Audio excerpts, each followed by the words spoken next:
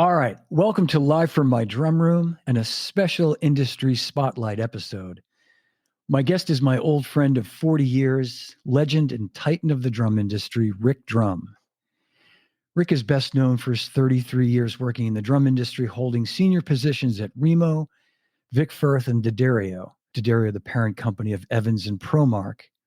In 2014, Rick started Peak Growth Solutions, corporate business coaching and services. Rick is also an accomplished drummer, and it's an honor to have him here with me today. So please welcome my good friend, Rick Drumm, to Live from My Drum Room. Hey, John. Hey, Rick. Great to see you, buddy. Great to see you. And I just have one question regarding Ian. Ian, you're not watching this while you're taxiing your Airbus any chance? Because it is going to be recorded. You could watch it later if you need to. That's a really good question. I sure hope not. That's something that I might try, but I don't think Ian Palmer would be while he's driving his Virgin Airbus aeroplane, as he likes to call it. I hope he's not watching us. Oh, it's great to see you, Rick. You too, I was going to say you're from right here in good old Massachusetts. You're from Springfield, Massachusetts. Yeah. We're both native Massachusetts guys. And I used to think you were the biggest thing to come out of Springfield ever. But I've learned that your cousin is also from Springfield, the great Mike Scully. And he may have just maybe one-upped you just a little bit in terms of... And I'm not happy about that, John. Several times. I just want to take a moment and let everybody know Rick's cousin is, if you don't know who Mike Scully is, and I made a note of it just to mention it because you introduced me to him years ago, and I'm such a big fan. But he's a writer, TV producer, writes for The Simpsons, producer, showrunner, very successful guy in Hollywood, and like Rick, a very humble guy. And I'll let you talk in a second, Rick, but I'll never forget years ago at the NAMM show, we used to say, next time my cousin's around, I'll make sure you get to meet him. And it was a typical NAMM show situation. And we're all 100 people deep at the booth. And I see you kind of out of the corner of my eye standing with someone, and you're being very patient, and he was being very patient. And I'm trying to break free to come over and see you. I had no idea who that was with you. And then I felt so bad because I did finally make it over to see you. And you said, John, this is my cousin, Mike Scully. I just want to introduce you. I'm like, oh man, I'm sorry to make you wait, but anyway, he was a good sport. John, he's a hobby drummer. Maybe you want to have him on the show sometime. He's got better stories than I do. Wow. Okay. I didn't know he was a hobby drummer. Yeah. He was my first drum student. Wow. Okay. Well, Rick, let's go back a few years to, you started off as a drummer. We talked about you being from Springfield, and right. When did you start playing? I started playing drums when I was 8. I started when I was 4. I was walking a fence, not the best decision I ever made, and I fell off the fence and broke my arm. And so my father was actually when the Beatles were hitting. And so we were, into the Beatles, and he thought maybe playing the drums would help rehabilitate my arm, and it did. And then I saw that there was really no future for me as a trumpet player. I think he saw that too. And so he encouraged me to switch over to the drum. He had good foresight. Well, the drums worked out pretty well for you, Rick, I have to say. So, I studied in Springfield with a drum teacher by the name of Dominic Deaney, who taught at my father's music store. And I grew up inside that music store. And then, and actually, my brothers and sisters were all involved in music as well. My sister, Eileen's a very accomplished pianist. My brother, Rob, who's no longer with us, was an awesome reed player, saxophone. And my youngest brother, Ron, who is your age, John. Young guy. He kind of picked up the drums a little bit. And but he just retired from Disney World. And so he didn't get into music, but for some reason he's got more money than any of us. But I digress. That's how it goes. Yeah. Oh man. Well, that's that old joke about the jazz musician who had $1 million, started with 2 million. Yeah. So you played all, as a youngster all through. Did you play in bands? Must have played in bands through high school and all Yeah, that. I started playing professionally when I was 13. I started playing circuses and rodeos when I was 14, like the Schreiner Circus and the Yeah. rodeos that Okay. were coming, through town over at the Eastern States Exposition over in West Springfield. And I started studying with Ed Shaughnessy when I was a freshman in high school, and I won a National Endowment for the Arts grant that I got in that summer between 8th grade and 9th grade. And then so I studied with Ed for 2.5 years, which was a great experience because my lesson was scheduled for like 1 o'clock in the afternoon. I took the bus down from Springfield to Manhattan, and then take my lesson. And then after my lesson, I walk over to NBC with Ed, sat down behind him. So every other week I was at the Tonight Show for the band rehearsal. They were going through whatever acts, musical acts they're going to have that night. And then the band was, I'm sitting right behind Clark Terry, was a regular sub on the band, Snooky Young, and Richard Davis on bass, and of course Doc Severinsen and Tommy Newsom, and Arnie Lawrence was another great saxophone player in the section. And so they got to see this kid that had a bad case of acne every other week. So I kind of stood out, and they got to know my name. Oh, there's the acne kid. And then, they felt bad for me. Come over, talk to me. Wow. No, I knew you knew Ed. I guess I didn't know how far back you guys went, and how deep that relationship was. So this, of course, is when the Tonight Show was still in New York, what you were talking about, and then they moved to LA. The show goes out to LA, and then I studied with Sonny Igo. So right. I went down to the end of the hall. So this hallway of drum teachers was right above Henry Adler's Music on West 46th Street.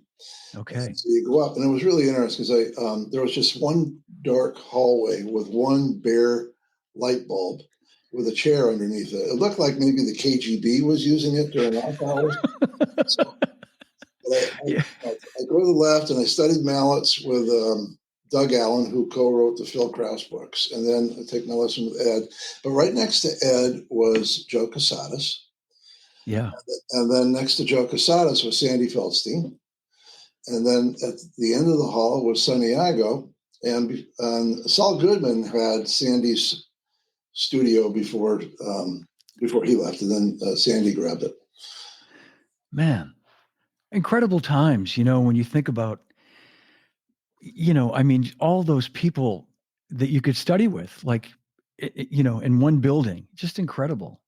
Yeah, it really was. And, this is long before Drummers Collective or anything like that, Yeah. Great spot to go. And again, great experiences, so many great memories. I remember like this one time with Sonny Igo. I called Sonny like the night before my lesson. I had the flu, and I had like 102-degree temperature. And so Sonny said, so I said, Sonny, I gotta cancel tomorrow. I said, Rick, let me ask you a question. So are you planning to make music performance your life? I said, yes, Sonny. He said, so, when are you expecting to be married and maybe have a family? I said, yes, Sonny. So your only way of making money is when you show up for the gig and get paid, right? I said, yes. He said, great. See you tomorrow.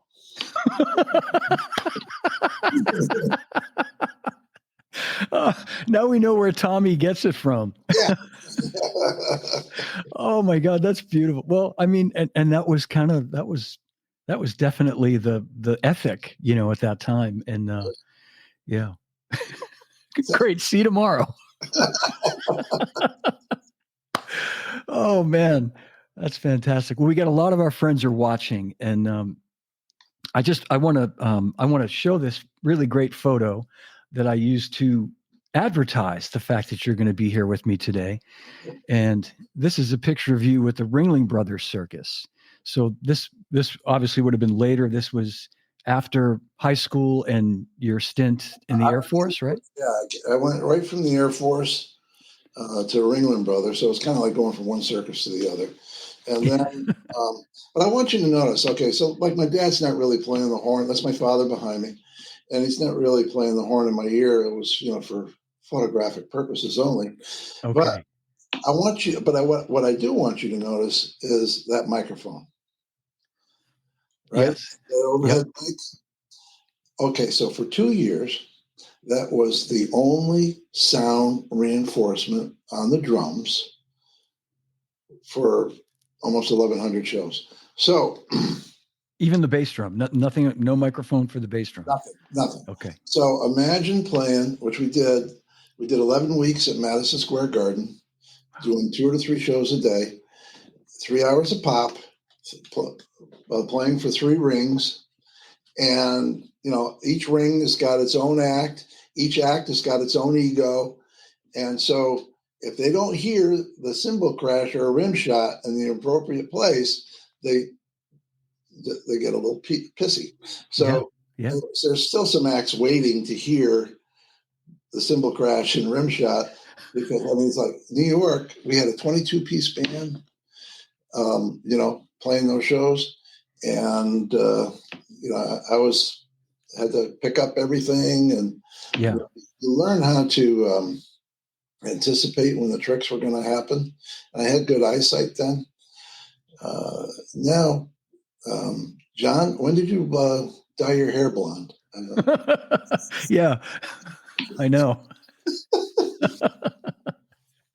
Oh man. Well, I want to keep talking about this, but I do want to acknowledge a friend that's watching right now, a really good friend of both of ours, Jim Catalano, and talk about another icon and legend in the drum industry. And he said, Rick Drumm, the real deal, great journey as a drummer. Absolutely. And you guys, and I want to take this moment where Jim, I was going to mention Jim, because when I got into the business, you and Jim Catalano and our friend, the late great Steve Edelson, and Joe Hibbs, you guys were, a couple of years ahead of me. And I really looked up to all you guys as mentors in the business, and until I got to know you all. And then of course that changed, but no, I'm being very serious. And I'm glad Jim is here to hear me say that you guys are, I look at you and Jim and Steve, but the career that you and Jim have had, all these years, you were like the bridge between that other generation, the Jew-Ops, the Lenny, the Lloyd, the Jim Coffins, and all those guys before you. And it's, I look at the legacy that you still have, but you've left to the drum industry, and it's amazing. It really is. It's amazing.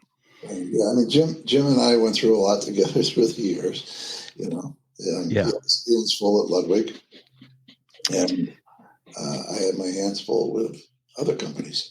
Yeah, you did, and I know. And Jim, man, 35 years at Ludwig, and I think if you're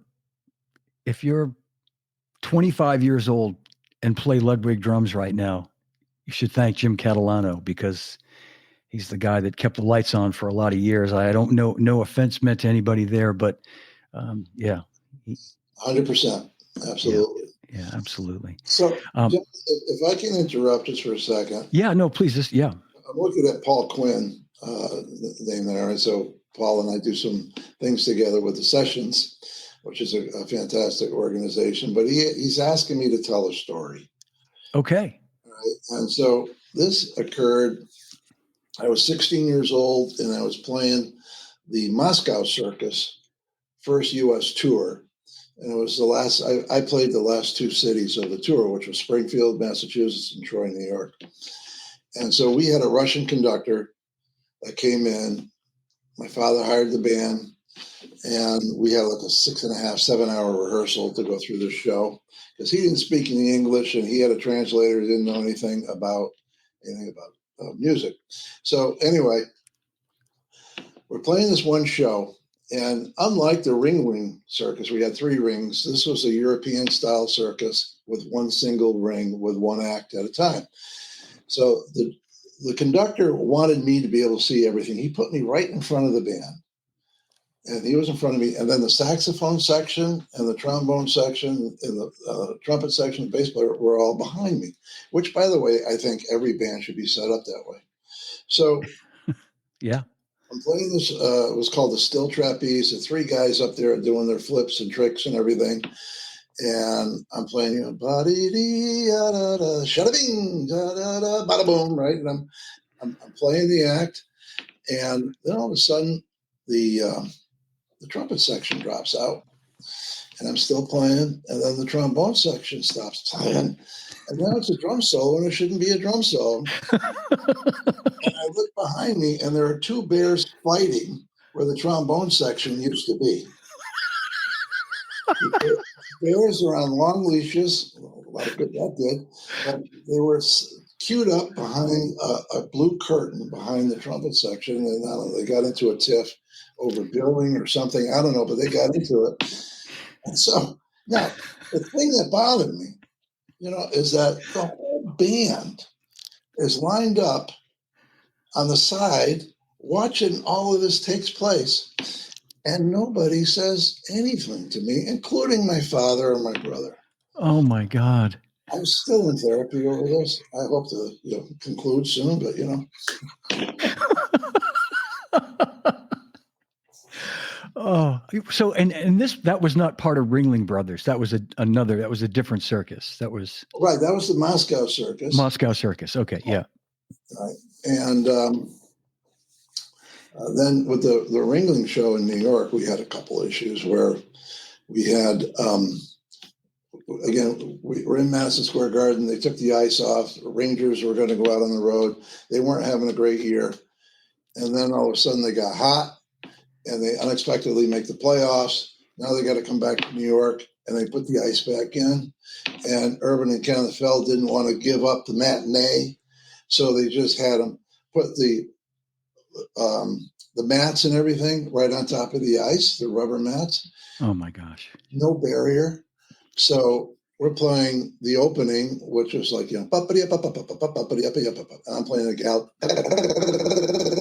right? And then as soon as these 3 horse troops hit those mats, and like there's 3 or 4 or 5 horses with each one of those troops, with a guy standing on the back of them doing tricks. I mean, the horse is over there, the rider's over there. It's like 12, 15 of these things go down, and I'm just going bada bing, bada boom, bing, bing, bing, bing, bing, bing, like it's all part of the show. So, oh my God.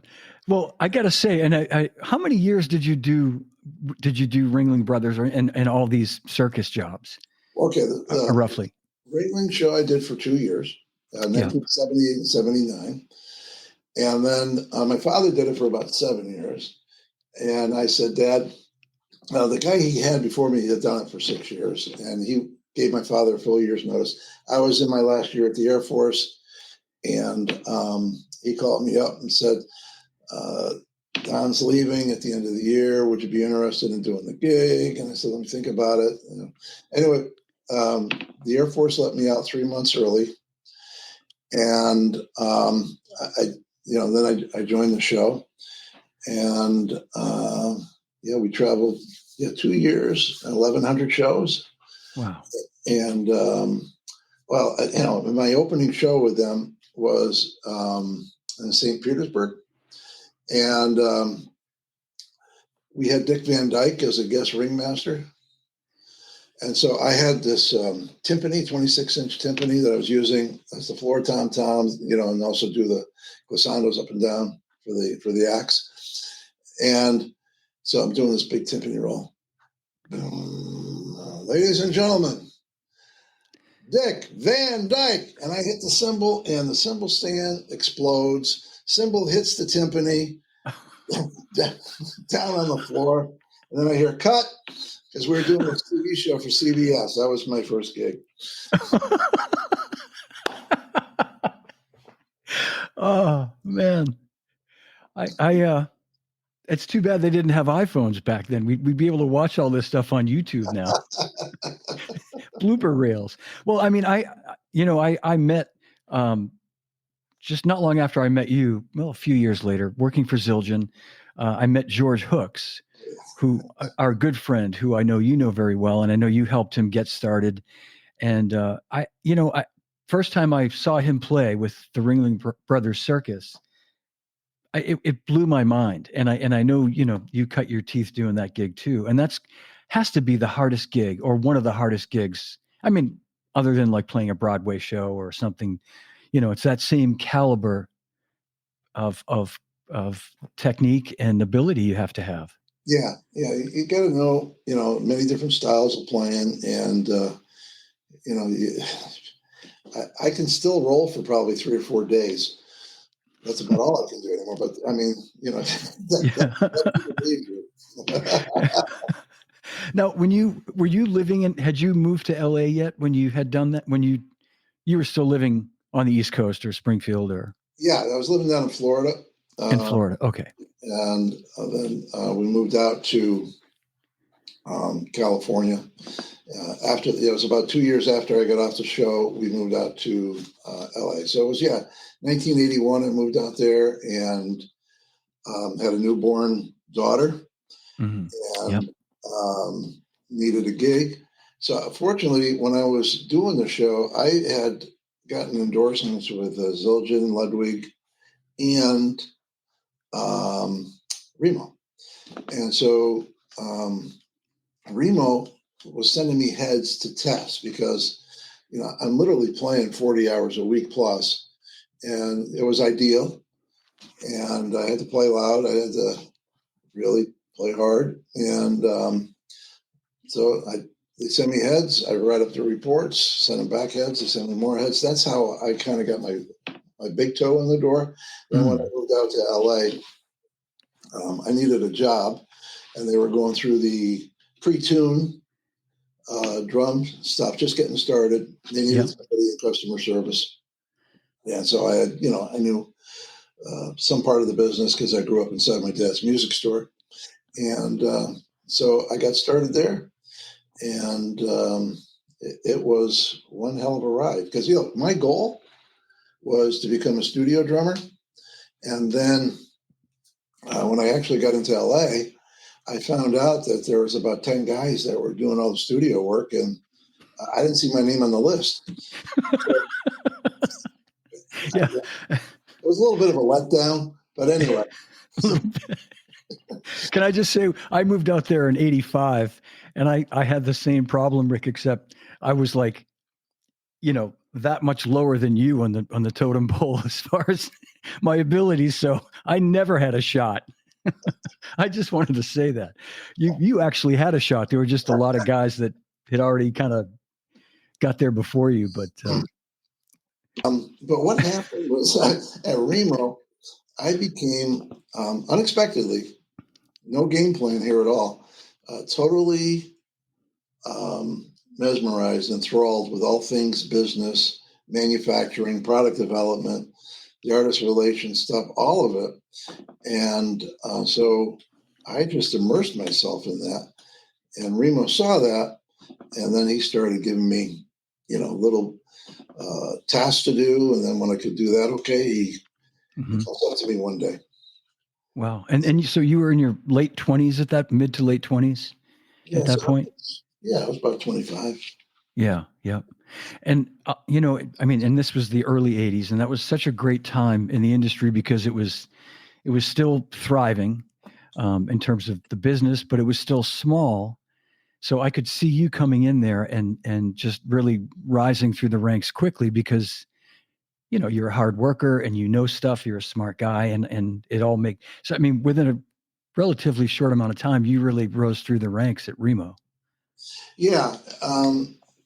And, a lot of it had to do with not waiting for permission to do stuff. I just saw stuff that needed to be done. I just do it. If I screwed up, I'd ask for forgiveness later on, Yeah. whatever. So But this one day, Remo comes up to me, and we weren't doing really any clinics at the time. And, we had the pre-tuned drum sets that we were trying to get on the market. And Remo said, "Hey, Rick, let me talk to you. I think we should do a clinic." I said, "Remo, that's a great idea."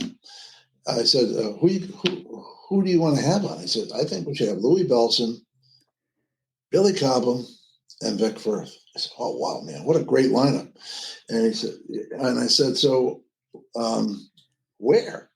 He said, "I think we should do it in New York City." I said, "Oh, that's going to be fantastic." I said, when are we going to do it?" He said, 30 days, put it together. I knew you. It was just like that, right? So I'd only been to one drum clinic in my life, and that was seeing Roy Burns do a clinic in West Springfield, Massachusetts, at Falsetti Music. So, Yeah. Anyway, so I knew the format, so I knew I had to, number one, get a date that all three guys could do it. I got that. Then I got the location, which was at the Sheridan Center, Midtown.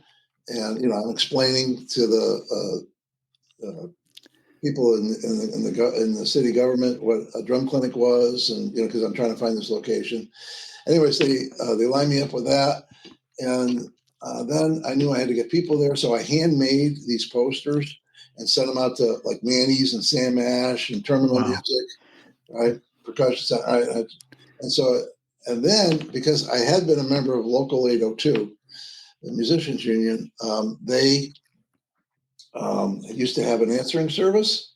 We had those things, right? And I said, "Look, I want to leave a message for all the drummers in the local that on this date we're going to have Louis Bells and Billy Collins. And so then we get out there. Oh, I did one other thing, and Remo didn't know this.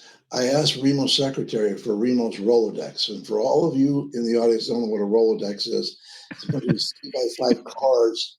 It was a very technical thing. Very technical. You had to know the alphabet. All right. So anyway, what I did was I called everybody whose name I recognized in New York. Right. So I called Max Roach. I called Elvin Jones. I called Mel Lewis. I called these guys and said, "Remo would like to personally invite you to come to this event with Louis and Billy." Okay. So Remo and I get out to New York, and then he's got something to do. There's the night before. I got to set up everything. And he says, "Hey, look, Louis coming in. Can you take him out to dinner?" I said, "Yeah, sure, but I don't have a credit card. I didn't have a credit card back then." And Remo says to me, "Well, I'll take my card. I can use this?" I said, "Yeah." All right. So Louis wanted to go to this Italian restaurant, and big shocker there. And then, Right. we get a bottle of wine, and then some pasta, no big deal. But then I get the bill. And the bill to me looks like it's a lot of money. And Louis sees my concern. He says, "Rick, you want me to get that for you?" I said, No, this is on Remo. I said, I'm Mr. Big Shot here. All right, so I give him the card. And next morning, Remo sees me. He said, "How'd it go with dinner with Louis?" I said, "It went fine, but I don't know what happened, Remo. Things got a little out of hand." And I apologized and whatever. He said, "Well, how much was the meal?" I said, $65.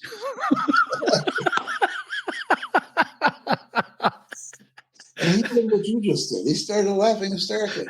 I didn't get $65 in my life. Oh man, yeah. So we did the event, and like everybody I called showed up, including Max. And the only guy that couldn't make it, and he told me he couldn't make it, was Alvin because he's going on the road. But everybody else showed up, and so Remo pulled me aside and said, "So, what the hell did you do to get all these people here? Right? There hasn't been this collection of drummers since the 50s on 52nd Street or whatever." And I told him what I did step by step, and then I was artist relations manager. That's, by the way, Remo, that's my new title. And I want a credit card. Yes. Wow. No, and that was early on. That was like early into your time at Remo, right? I mean, just Yeah, that was I think 19. It's either 82 or 83, somewhere in there. yeah. I mean, yeah, I when I met you in 85, I mean, I remember it was when I think I'd met you before that, but when I moved out there, I remember I put that up on Facebook. There's a great picture, thanks to Lissa Wales, our dear friend, from PASIC 85 in LA, with you surrounded by Terry Bozzio and Vinny, and I think Josh I can Freeze. never get rid of these guys. They're following me everywhere. No, but I mean, you were just right in it, just instantly. You were entrenched in the scene, and I think what's great about your career is that you obviously Remo recognized in you that you could do a lot more than what you were doing in artist relations, which was a lot because Remo had a lot of artists to look after. That wasn't an easy job just in itself, but you took on marketing and later sales and marketing, being in charge of all that. And I mean, how did that evolution, how Well, did that sort of evolve? well, first of all, I mean, I just want to acknowledge that I had a great team of people, Yeah. right? And Yeah. every organization that I was with. So, I mean, at Remo, I mean, I had George Barrett, who eventually became president of Innovative. And then Ken Austin was there. And then we had Dick Marcus, right? And so Great guy. Yeah. Dick and I were kind of like Abbott and Costello there. And it was a great team. It really was. And that's how all of that happened. And then we had, moving on. I mean, like, going as I was kind of going up the ladder, so to speak. I could count on the team to do what they needed to do. It's kind of like Bill Belichick, just do your job, and they did. They were great, and it was a great team to develop stuff with. We had a lot of fun. It was kind of a golden era for I think the percussion industry in general, Yeah. and so we just had a lot of fun doing what we were doing.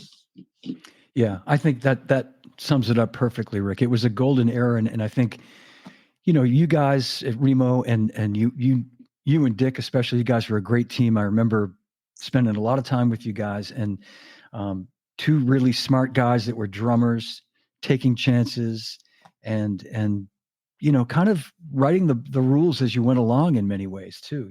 I mean, when you guys started making the drums, I just want to show this photo to everybody if they haven't seen it. There's Rick with Terry Bozzio. That's Vinny with his to Terry's left, and that's a young Josh Freeze right there, 12 years old at the time.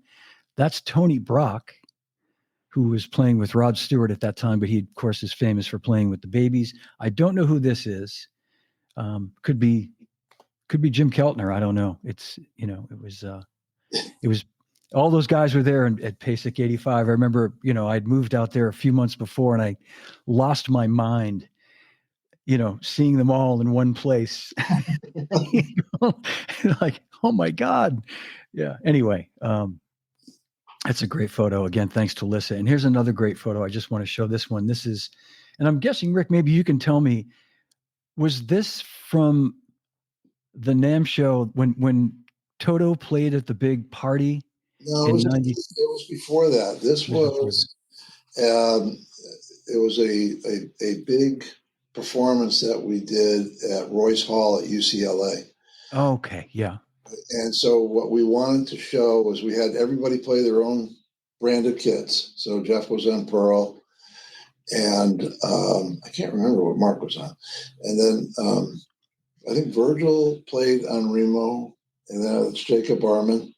Yeah. And then we had Vinny was playing Yamaha, and we had oh shoot, what was the drummer? I'm having a mental block at one of the guys, and I think Sonny Emery might have been there.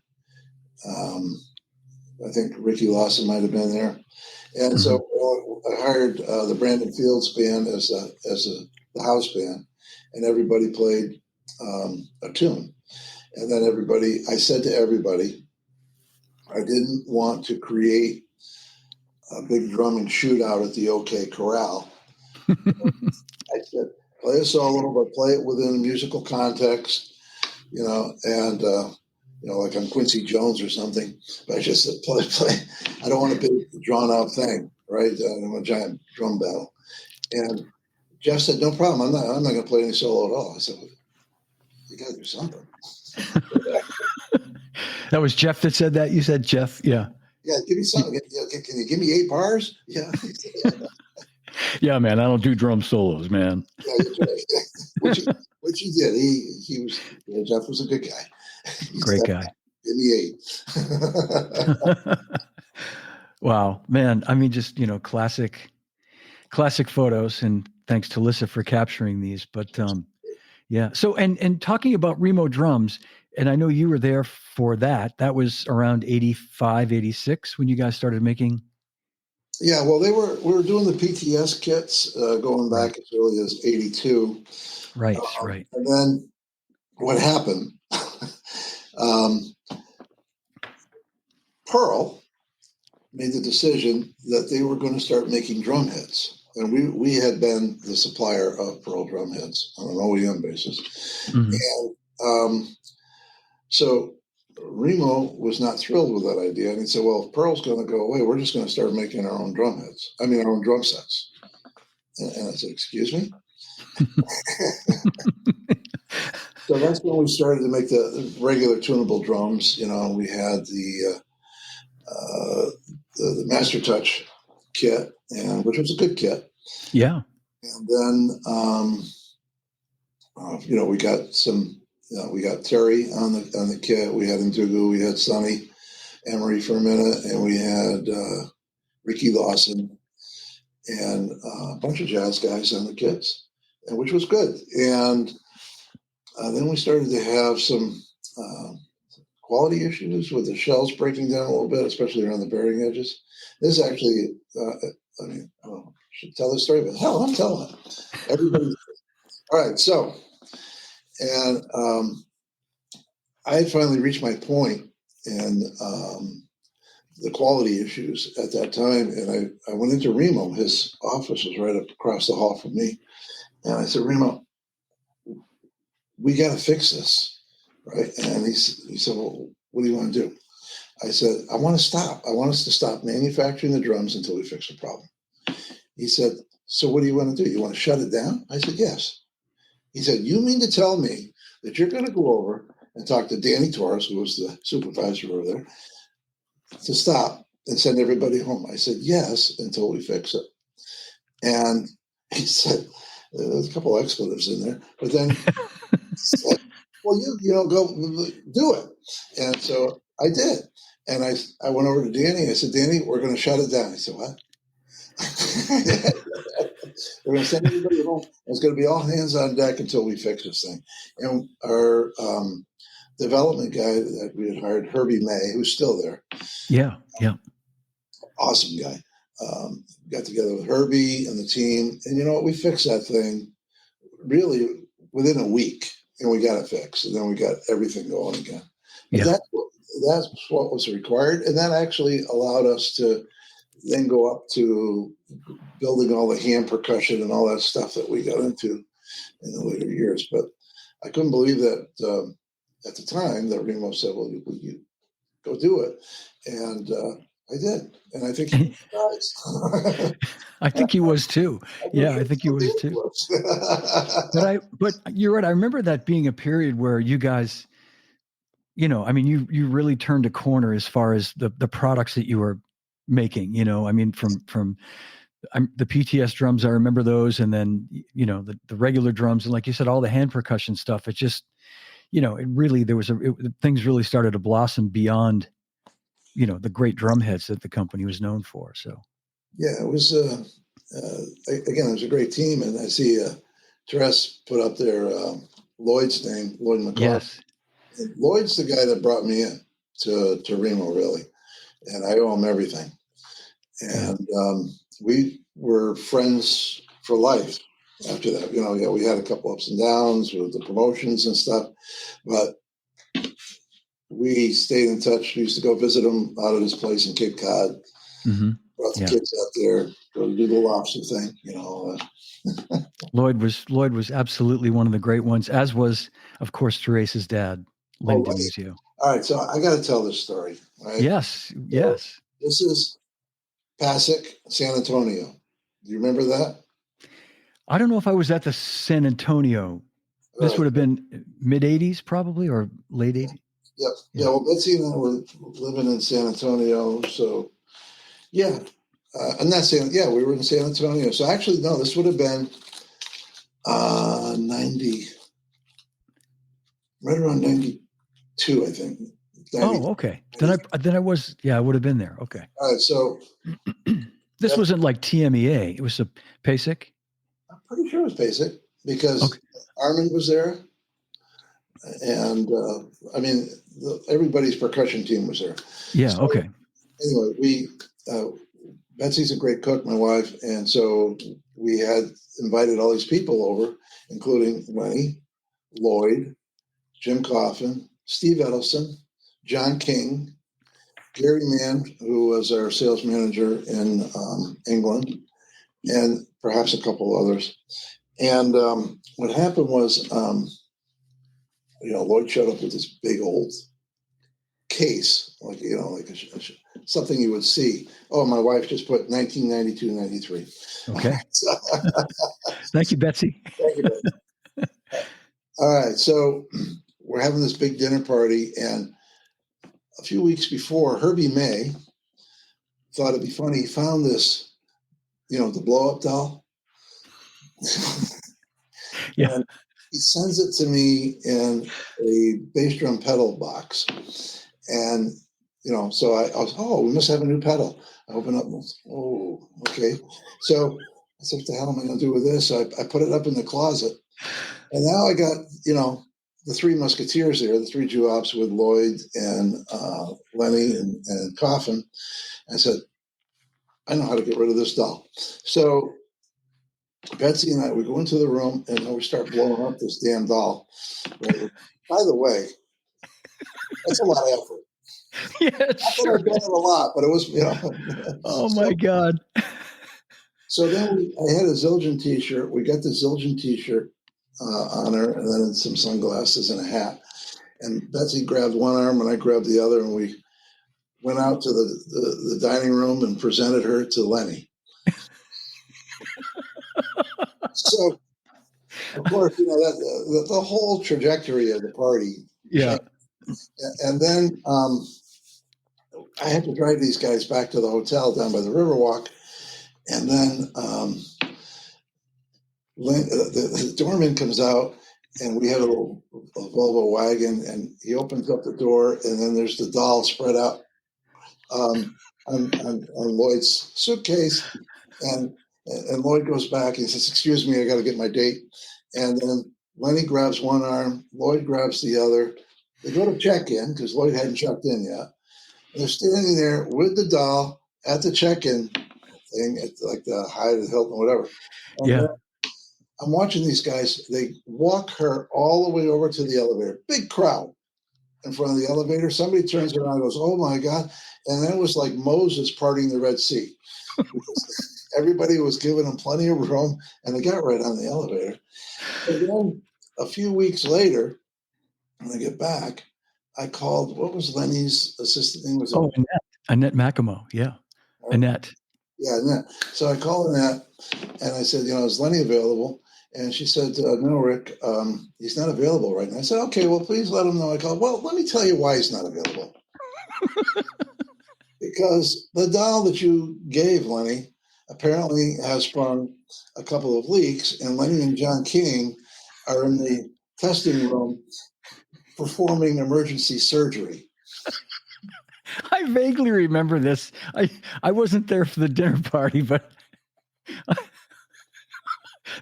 we did actually do work there. I swear we did. We actually did do stuff. Oh, but we had a lot of fun, man. Wow. Wow. Well, I remember one time at the drum corps finals, and it was Lenny, you, George Barrett, and myself, the four of us. And I won't get into some of the antics that we did to a friend of ours. But I do remember we were invited to Harvey Vogel's house for dinner. Yes. And the four of us were just sort of hanging a lot those few days, and it was in Texas. And we'd gone to dinner a few times, and we were like, well, we really should go to Harvey's. He's an important customer. Anybody watching, Harvey was the owner of Lone Star Percussion, which is a big dealer for Zildjian and Remo and everybody. So we knew that it was, I think we wanted to be backed for something, but in any case, we thought it would be good to go to Harvey's house. So we went, and it turns out he had this great spread. You remember, you go in there and there's lots of people there, lots of great food everywhere. And we had a really, really nice night. And I remember it got to be that time we were getting ready to leave, and we thanked Harvey and we said, thank you. We had a great time. Thanks for inviting us. And do you remember this? We stepped out onto the porch, and Harvey came with us, closed the door, and just unloaded on all of us. one by one. Me because of something with Zildjian drumsticks, you because of something that had happened with some defective heads, and Lenny for I don't know what, but it was just like, well, there's no such thing as a free dinner. But No, that was an expensive meal, as it turned out. yeah, exactly. Yeah, Tom Meyer said if Harvey asked, you had to go. Absolutely right, Tom. And but anyway, it's probably only funny to Rick and myself, but I just remember us thinking we'd left and had a great time. We left unscathed, basically, and we no sooner set foot on the front porch, and let me tell you what's wrong with your company, and boom, boom, boom. Oh, anyway. Well, so I want to just kind of keep the timeline moving here. So I know there was a stop in between. At a point, you left Remo to go work for a distributor, Midco, and yeah, and that was for a couple of years. And you were 3 years. I worked at Midco, and they were the 5th largest musical instrument accessory distributor in the States, and I learned a lot there. I went to India for the first time, and well, yeah, that was an education. And then, went to Vietnam to go look at a new guitar manufacturing operation. It was before they had most favored nations status, and that was an experience. And so anyways, I learned a lot there. I went in as the CEO, and then I'm at APASIC in Phoenix, and I was there because we were importing this line of djembes from Ghana called, what was it called? Doesn't matter. Anyway, so Kambala. And then I go to the show because I'm the only one in the company, even though I'm a CEO, that knows anything about this stuff. So I leave the booth, I go to get a cup of coffee, and I'm coming back with my cup of coffee, walking down the aisle, and then Vic pops out from the booth and just says, Vic, how you doing? Rick, let me hit you with something out of left field. How would you like to come be president of my company, run the company? It was just like that. Yeah. And I said, well, maybe we could get a room, talk about it, dinner. Anyway, we eventually put that deal together. It took about a year because I had Midco in the middle of some transitions. And then I went to work for Vic for the next 10 years. I remember you stopping by at our office. You visited us, and I remember myself and Jerry Donegan and Colin Schofield, and we were all kind of standing there chatting. And I think I said, "So Rick, what are you doing in town?" Or I was thinking you're visiting family. You said, "Well, actually, I'm going to be president of Vic Firth. I'm starting next week or something." And you did it with that typical, very deadpan face that it could be a punchline of a joke, or it could be really serious. And you're like, no, really, I'm going to be. And I remember thinking like, wow, okay. So yeah, congratulations. And that was a big, well, I was going to say 95 was the year I remember Vic got inducted into the Hall of Fame that year in Phoenix. That was a big show for him. So I wondered that. So it took almost another year or so for that to finally Yeah, yeah, to transpire. Yeah. transpire, and then Betsy and I moved to we first moved in. I think it was Westwood that we moved into. We rented a glass house. Right. Right. I remember you had a Christmas party or something one year, and it was owned by a radio personality, right? I think. Mike Glick, I think was his name or something like that. Something Glick. Yeah. Okay. He had a talk show. Right. Or was it Larry Glick? Larry Glick, you got it. Larry Glick. Yeah, that's right. Okay. Yeah. And so yeah, so Vic for about 10 years or so, and that was more like you say, that was in a much higher level position than, I mean, I guess you were probably, by the time you left Remo, close to that position, but you were the president of Vic Firth. You were really kind Yeah, of running it day to day. Yeah. yeah. And Vic had bought that company about a year and a half. The factory that where we were making the sticks about a year and a half before I joined the company. And so, we're taking that factory through a big transition. And then we had the pepper mills and the rolling pins and then the beater bars for the vacuum cleaners for like Electrolux and Braun. So I had to learn all those businesses. And basically, John, what we did, we were really good at taking squares and making really good circles. That's what we did. Yeah. I think so. I think so. I mean, that company really transformed, and I mean, again, there's a great team there. I It was give, awesome. We had, of course, Kelly, Tracy, you had Neil Larrabee, you had Chuck Moulton, we had Joe Vasco, yeah, great. and then Mark Dyke. And so, yeah, it was a great team, and we got a lot done, and it was Yeah, yeah, dynamic than the other companies. Each company that I joined had its own personality. Some a little more easygoing than others, but even when you got into the maybe some friction, always some good things came out of it. yeah, It's yeah. interesting trying to manage all of that. It's not easy. No, it's not easy. And then, the basically after that period, you were, recruited, for lack of a better term, by the D'Addario family, who at that time they Yeah, weren't Promark yet, but they were Evans drum heads. And yeah, they bought Evans in '95, and so I got a call from a recruiter asking if I'd be interested in becoming president of D'Addario. And I wasn't looking to move, but I was that last year at Vic. I was working on my first year of my MBA at Babson, and actually, I should mention I didn't go to college till I was 47, so I was about halfway through Vic, and that's when I got was working yeah, on my undergrad. Then I got that, and then my last year at Vic, working at going to school at Babson, and then I got hired by D'Addario, and then became finishing my second year of my MBA while trying to learn D'Addario in my first year. And so focus was really important. yes, I would think so. I would think so. So what were some of the I have to think, coming from your background at Remo, manufacturing, and getting to Vic, I'm sure there were a lot of, Remo certainly had it down in terms of manufacturing, but Vic had gotten to a point with that factory, I think, where, the level of manufacturing was pretty superior, different product, obviously.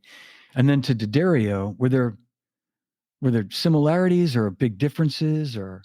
There are some big differences. I mean, when I go back to Remo, and I've thought about this a lot, Remo was more about innovation and developing new products, making sure we had something new all the time. So sometimes they were a hit and sometimes they weren't.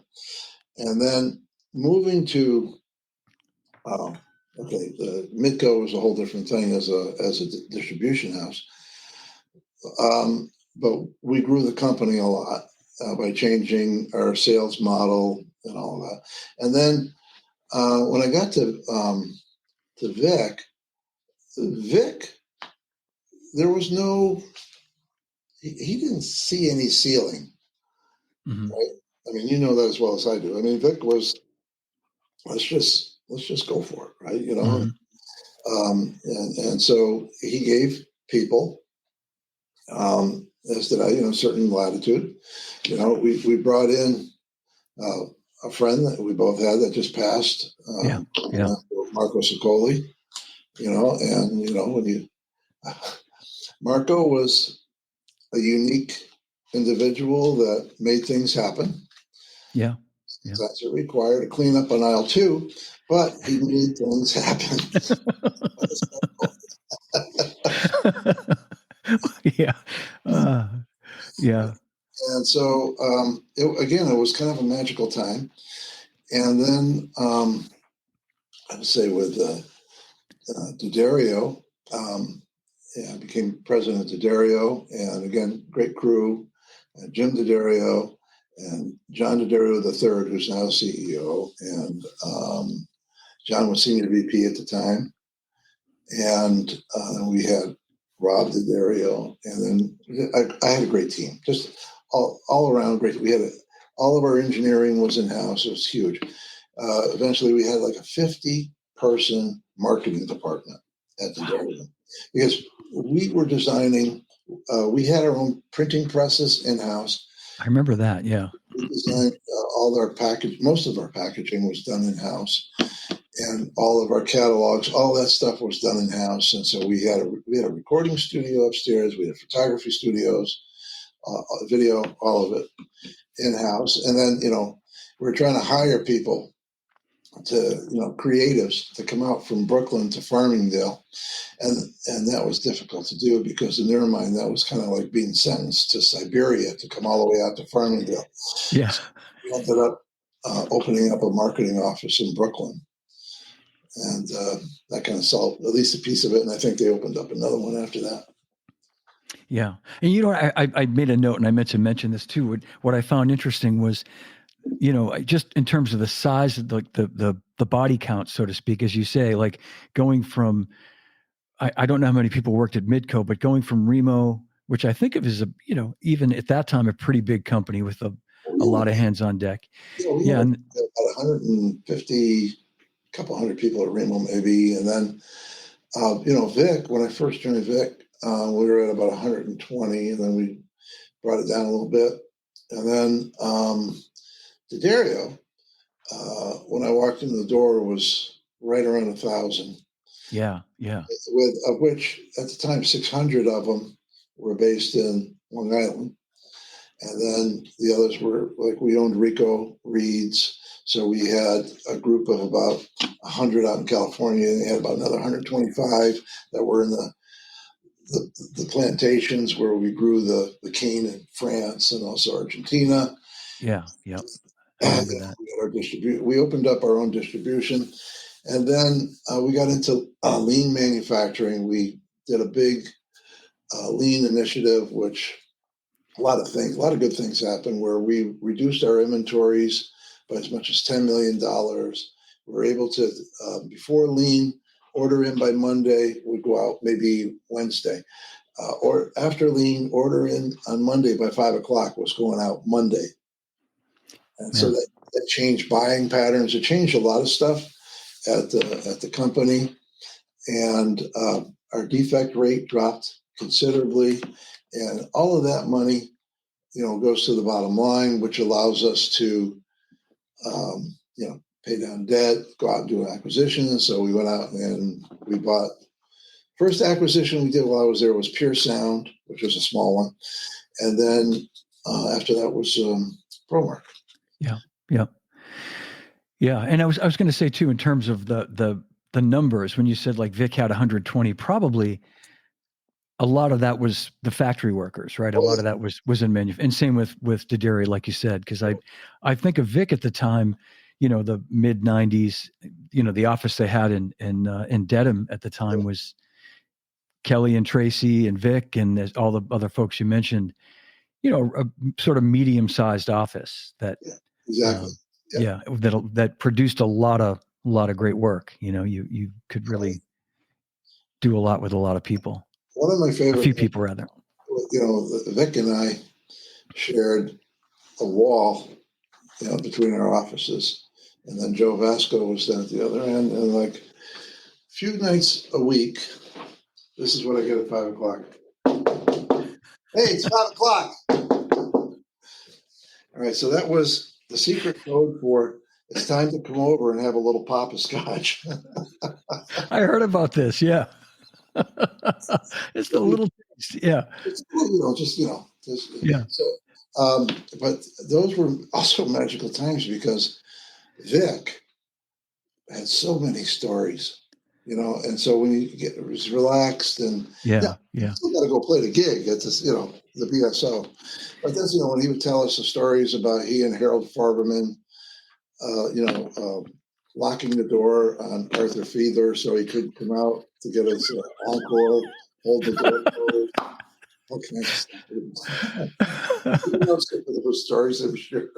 Yeah. Yeah. I heard some. Yeah. He was definitely a jokester in his younger days. Oh, that's great. Um, yeah. So and as you say, D'Addario, for people who aren't aware of, they have many brands, as you say, Evans drum heads.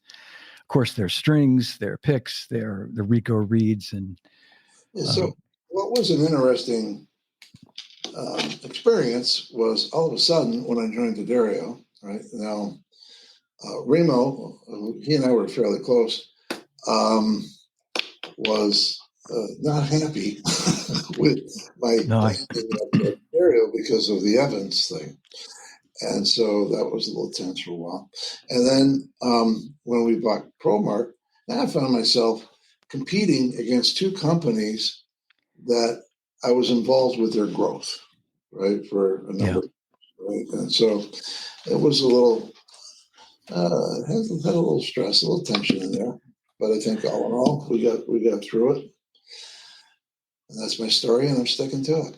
yeah. No, that's a that's a tough situation. It is. It's a tough situation that um, it's because it's such a small industry that we're in that's sadly that's bound to happen. We both know friends of ours that have moved throughout the industry that real head-to-head competition with the new company they're working for competing with the company they just left. And your situation, I think in those situations it sort of evolved to that, but it wasn't a direct, you moved from here to there to do that. And in my last company I had to sign a non-compete, so there would be none of that for me. But Well, in mine, I had to sign it. Don't show up again.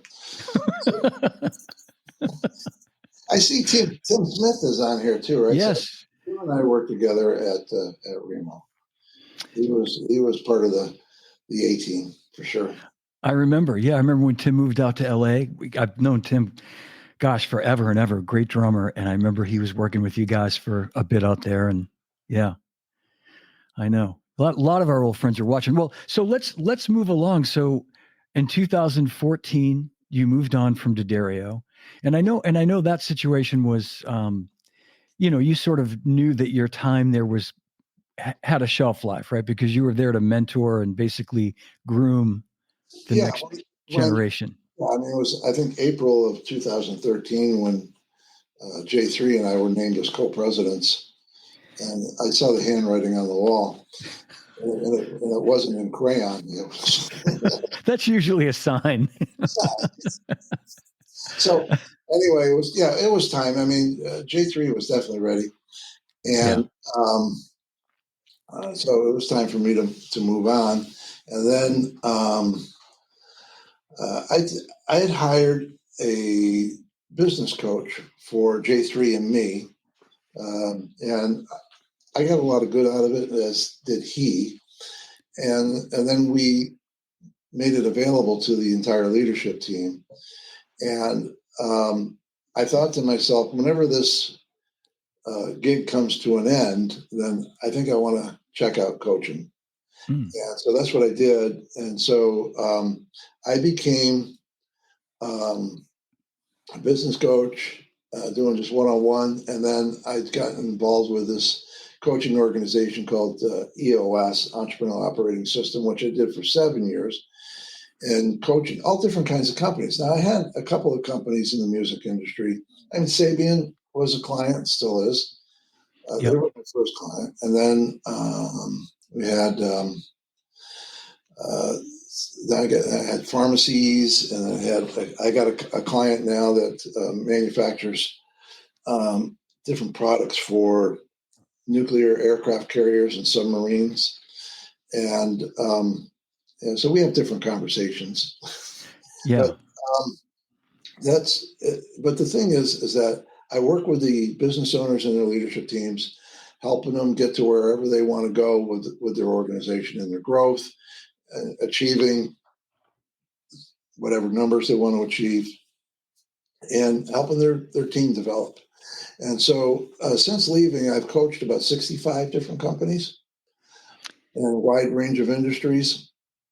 And I love it because I learn something new all the time. And the thing that I also enjoy doing is that the first time I meet with a new client, I say, okay, by show of hands, how many people in this room have been pissed on by a lion or tiger or charged by an elephant? Just me? Oh, okay.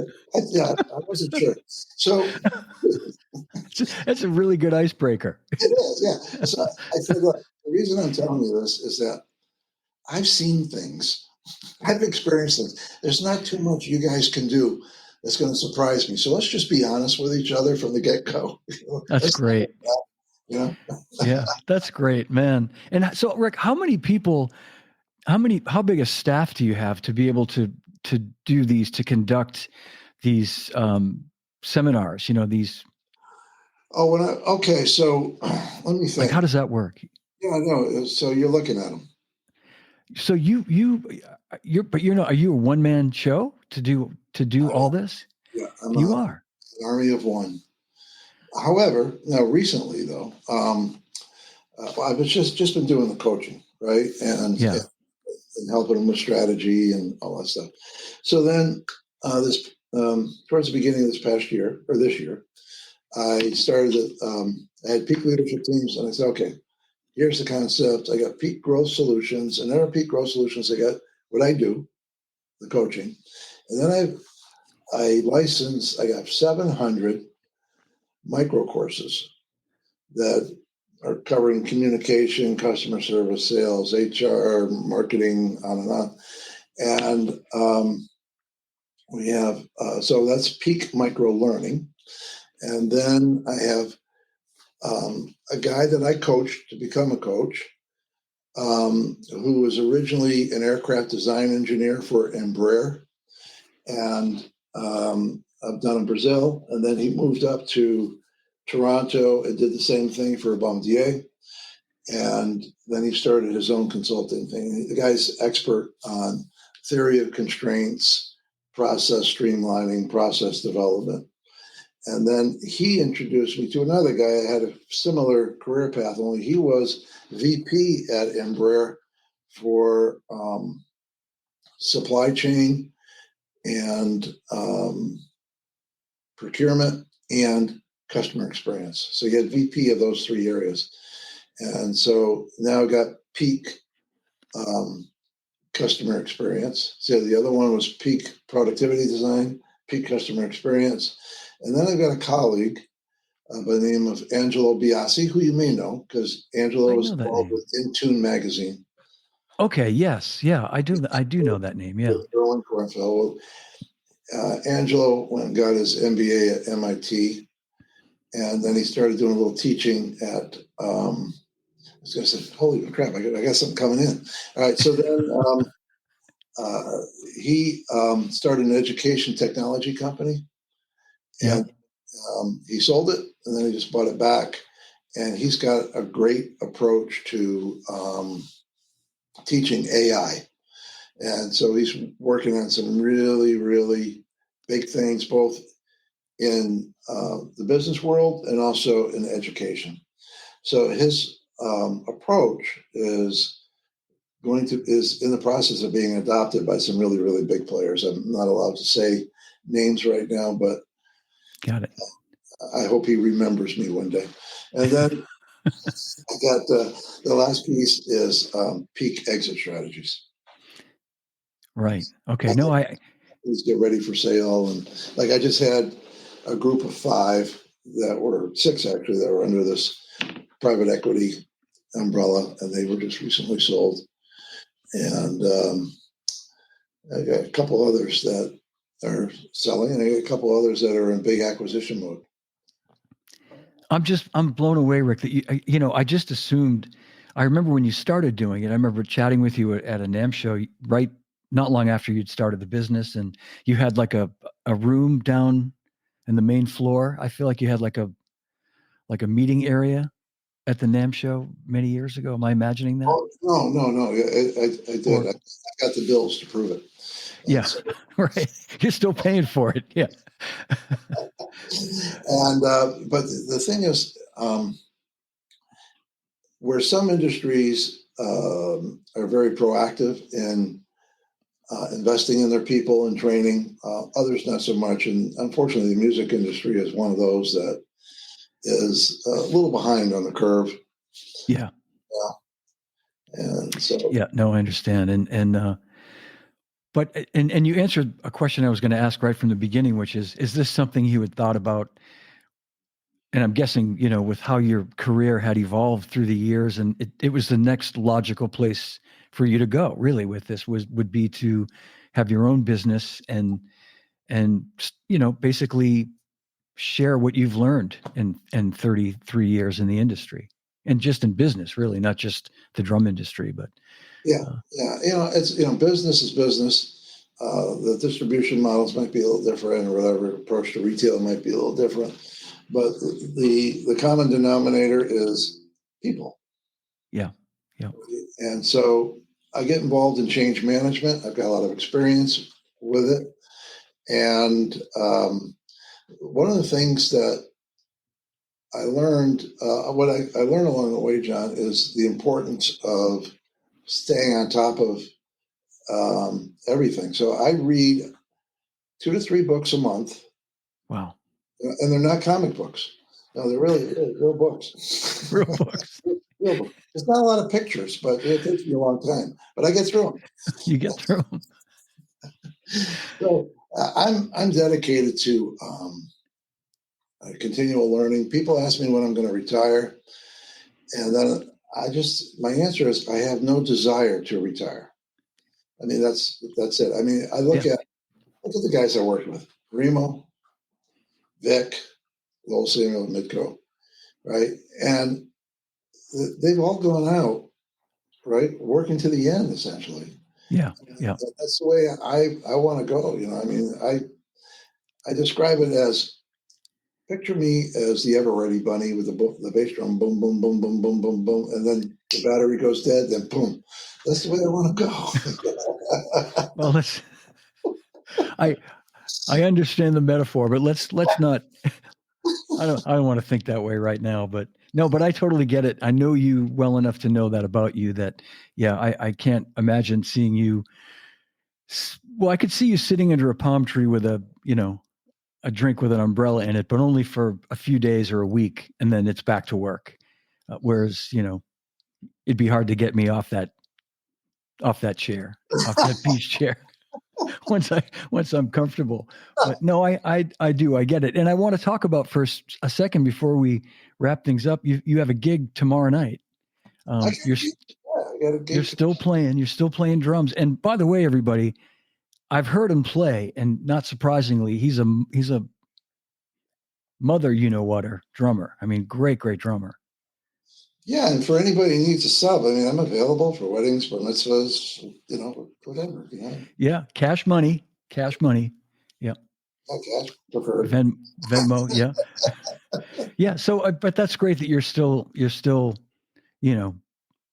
enjoying that part of your passion in your life. Yeah, it is. And I got so I'm in my little meeting room here, and then I got my office next door, and the room after that is my drum room. So I have my Gretsch kit set up in there, and then I also have a DW jazz kit, and I have a Yamaha Fusion kit, and then I got the Roland TD20. And behind the Roland TD20, I've got the ads, old ads from the 50s and 60s of my drum teachers that were in, like, Downbeat or, Yeah. System Magazine, whatever was going on at the time. And, I owe a lot to a lot of people. I'm very, very much into acknowledging my mentors, and it's a real, real long list. And now, I mean, my mentors used to be older than me, and now they're younger than me. I do want to mention, I've written a book. It's got nothing to do with me, because I wanted to sell something. So the book is called Lock In to Unlock Your Focus Power. And so the book is about how much time that we lose because of behaviors or habits. So the average amount of productive work in a day by the average worker in the US out of an 8-hour day, how many hours, John? It scares me to think of it. I'm going to guess 2 hours. Not bad. 2.8. Wow. 2.8, right? So it's like 2.8 to 3.5. So what happens to the rest of the time? Well, it's a lot of distractions, right? So everything from this, and how many times does the average person check this during the course of a day? Right? At work, it's up to 100 times throughout the course of the day, especially with a Gen Zer, it's up to like 150, 160 times. So that's a piece of it. Yeah. I'm not, being very clear what the expectations are and, what the success look like. So what I teach in the book is really how to get your productivity up without working harder, actually working less, but working smarter. Great. It's actually, I'm just putting the finishing touches on it. It should be out. Okay. Okay. Well, we'll definitely, we'll put a note in there about it. Congratulations, Rick. I was going to ask you if there's anything you could pass along to anybody watching this as far as, some basic career advice, just someone who would like to get into the music industry, the drum industry. I think regardless of industry, I think the big thing is two things, right? And when I talk to college students, even in music, right, I ask them, so what's the number one skill that you have to learn to be successful? And I'll say, well, work hard, do this. But I said, think the one skill. And eventually I have to say, listen. Yeah. Listen first, right? Because you'll be surprised at how much you'll learn just by listening. And then be a continuous learner, be curious, and take some risks, right? And be open. I think, I really wanted to be a studio drummer. And if anybody's listening, I'm still available. But I really wanted to be a studio drummer, and but I was open to this other path. Yeah. And I think it changed, what I did with my life, and it had a big impact on my life, my family's life. We moved around a lot. People ask if we're in the witness protection program, but no, it's been great. It's been a great journey, and I'm not done yet. One of the people that I'm kind of check out now, who's had a career that started late, is the painter Grandma Moses. You familiar with her? No. Yeah, seriously, check it out. It's a real thing. It's a real thing. Okay. It's a real thing. Right. And so, she really kind of like hit high gear when she turned 78.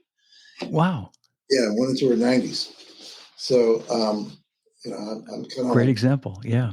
yeah, thinking Grandma Moses. All right. Well, that's a great bit of advice. Can happen when you're 78. There's still hope for me. All right. Well, Rick, thank you so much for being here with me today.